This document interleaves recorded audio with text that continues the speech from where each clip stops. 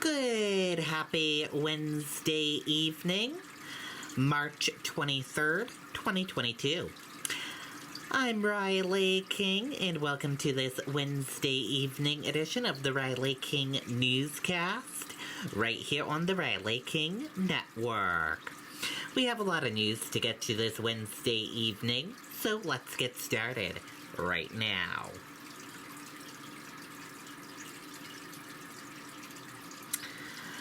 First up, Executive Council denies commutation hearing request made by Pamela Smart. Let's take a listen to that video from WMUR News 9. Most people can name the food on their plate, but can they do it blindfolded? Almost tastes like arugula. Maybe not chicken. This pork chop? Things are gonna heat up on Blind Kitchen. Stream it for free only on Very Local. Jen, Pamela Smart's attorney tells News 9 people do change over 32 years, and his client is a remarkable example of rehabilitation and remorse. The Attorney General's office isn't buying it. In Pamela Smart's letter sent to the governor and the Executive Council last September, she writes, quote, "I have now spent over 31 years in prison, more than half my life. I apologize to the entire Smart family, my own family, and all who were directly or indirectly impacted by my actions and misjudgment. For many years, I blamed others for my incarceration because I was immature, selfish, and proud. I refused to see my own role in Greg's death. It took years, even decades, for me to accept responsibility, and I must carry that burden," end quote. The 55-page response from the Attorney General's office was filed March 2nd. Associate Attorney General Jeff Strelzin recommends the petition be denied, urging the Executive Council to view Smart's request for mercy in light of, quote, "overwhelming evidence of her guilt." Strelzin writes, quote, "Decades of lies cannot be undone in an instant by newfound claims of remorse and vague acceptance of responsibility."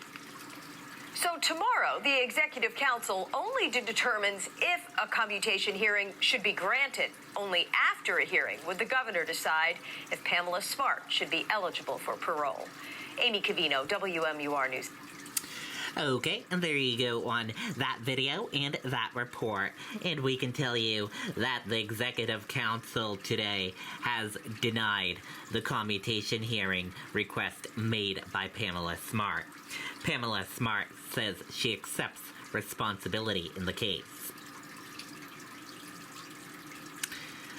Pamela Smart's life sentence for her involvement in the killing of her husband, Greg Smart, will not be reduced. The New Hampshire Executive Council unanimously denied her request Wednesday for a commutation hearing. In a brief discussion, executive councilors said there was no evidence to warrant granting her request. This was Pamela Smart's third attempt to reduce her life sentence for her role in the 1990 killing of Greg Smart.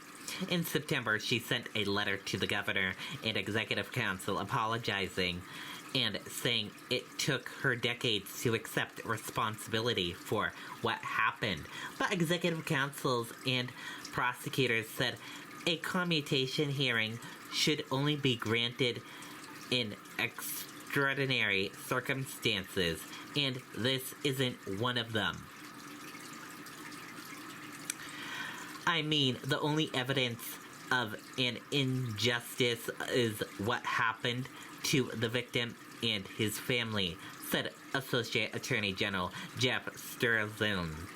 This is a situation where the petitioner concerned teenagers to do her binding, which was to kill her husband so she could avoid the financial consequences of a divorce.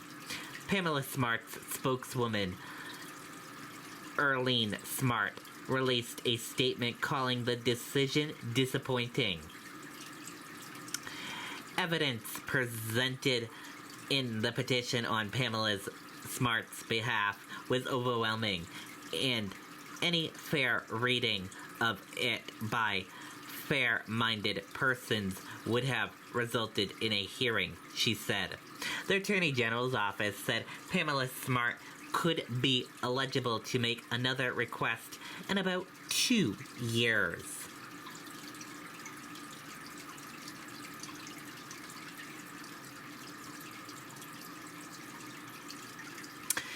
Girlfriend of Harmony Montgomery's father found dead. Kelsey Small did not face any charges.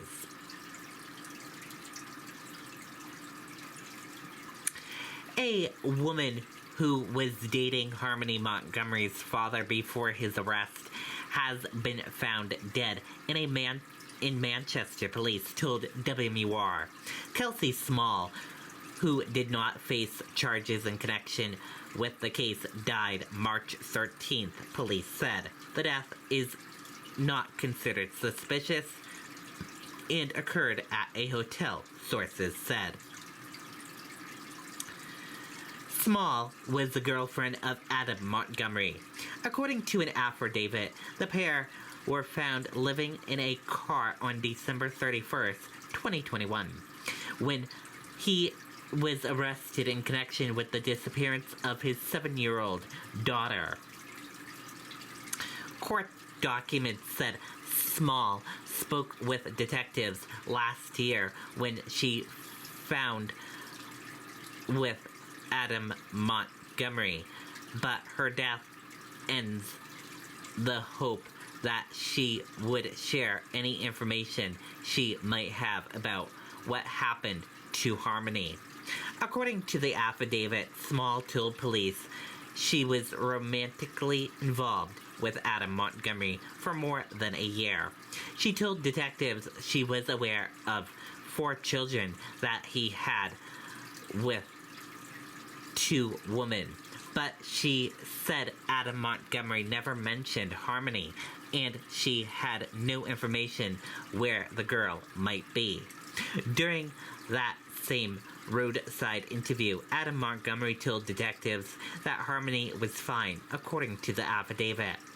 He said he hadn't seen her since her mother, Crystal Sorey, picked her up in Manchester around Thanksgiving of 2019. But Sorey told police she hadn't seen Harmony since around Easter of 2019. Adam Montgomery was arrested in early January and charged with assault for allegedly hitting Harmony. He is being held at the Valley Street Jail and has not requested a bail hearing. Small was not implicated in any way in Harmony's disappearance, but investigators said they hoped she might have information from Adam Montgomery that she might eventually share. Small's cousin released a statement through a spokesperson. She was so much more than that, and I hate that one of her last connections was with him, the statement said.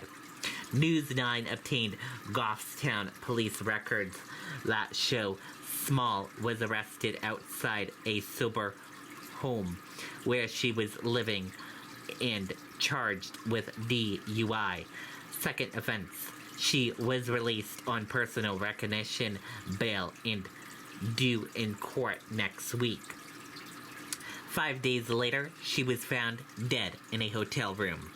It's believed that Harmony went missing between November 28th and December 10th of 2019, but police did not learn of her disappearance for more than 2 years. Anyone with information about Harmony Montgomery's disappearance can call or text a 24-hour tip line at 603-203-6060.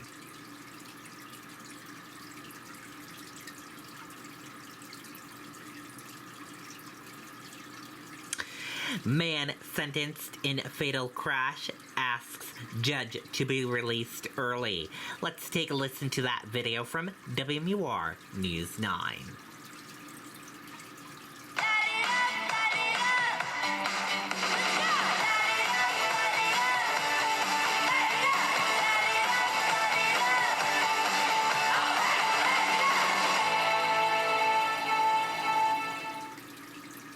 The 2018 accident in Guilford killed 20-year-old Tiana Losey and seriously injured 2 other people.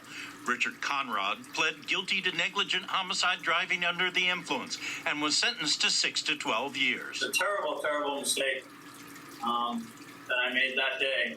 And I have to live the rest of my life with that. He also received suspended sentences on 2 charges of second-degree assault. Wednesday, he asked the judge to get out of prison on work release 5 months before his minimum is up. Be allowed to work, be able to come and go, and be able to make some money and get kind of reestablished into the community. Conrad already had more than 2 years taken off his minimum by completing several programs, including ones dealing with substance abuse. The state objects to any further reduction in his sentence. The fact that he got a 6 to 12 year sentence with the ability to suspend 2 years of his minimum sentence, the state felt that was a fairly light sentence. Conrad's attorney told the judge that since the accident happened, Conrad's taken responsibility for his actions and that work release is in keeping with the sentencing goal. We want our those citizens that have paid their debt to society to be able to transition successfully back into the community, and this step will allow Mr. Conrad to do that. The state says that debt has not been paid, and those who are most directly impacted agree. Family has been contacted. They disagree with this request. They believe that the defendant should still be behind bars and not participating in the work release program. Now, the judge told everyone she wants to study the materials, although she did note during the hearing that Conrad's grades in courses he has been taking were excellent. She said she would issue a written ruling soon. In the studio, Ray Brewer, WMUR News 9. Okay, and there you go on that video and that report.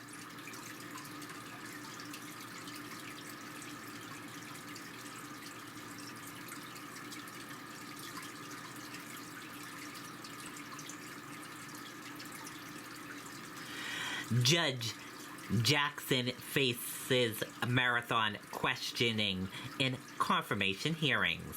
Let's take a listen to that video from ABC News. To the confirmation hearings for Supreme Court nominee Judge Ketanji Brown Jackson. She is facing another round of questioning this morning. Our congressional correspondent, Rachel Scott, is there on Capitol Hill with the latest. Good morning, Rachel.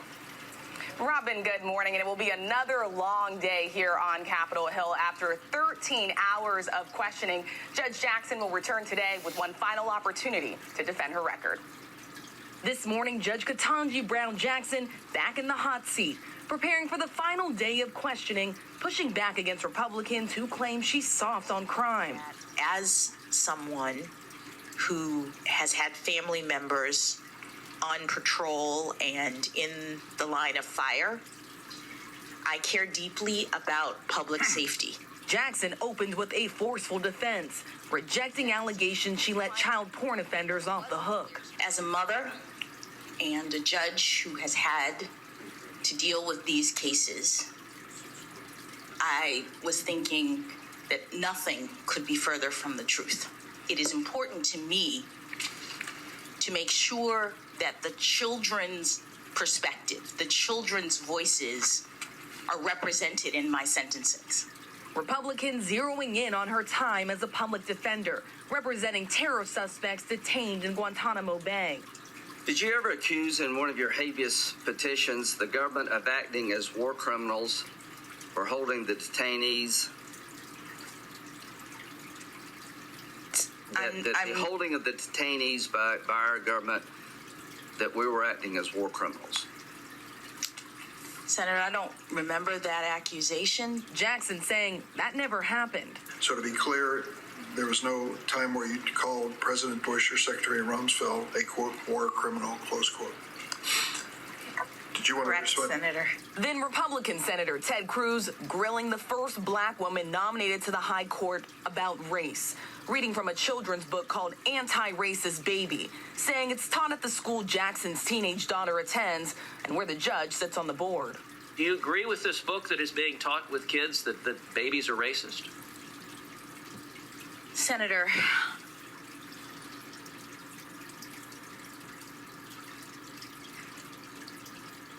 I do not believe that any child should be made to feel as though they are racist or though they are not valued or though they are less than. On abortion, Jackson making her position clear. Roe and Casey are the settled law of the Supreme Court. And near the end of the hearing, Jackson getting personal, opening up about the realities of being a working mom. There are lots of responsibilities in the world, and that you don't have to be a perfect mom, but if you do your best and you love your children, that things will turn out okay. It's unclear if Judge Jackson will get any Republican support. Senator Lindsey Graham, who supported her confirmation to the D.C. Circuit, stormed out of this hearing room yesterday saying he sees red flags. Robin? And Rachel, thank you. We're going to have live gavel-to-gavel coverage of the confirmation hearings beginning this morning on our streaming service, ABC News Live. Well, hey there, GMA fans. Okay, and there you go on that video and that report. And that does it for this evening edition of the Riley King Newscast, right here on the Riley King Network. Thank you for tuning in and watching. Have a great evening. Good night and goodbye.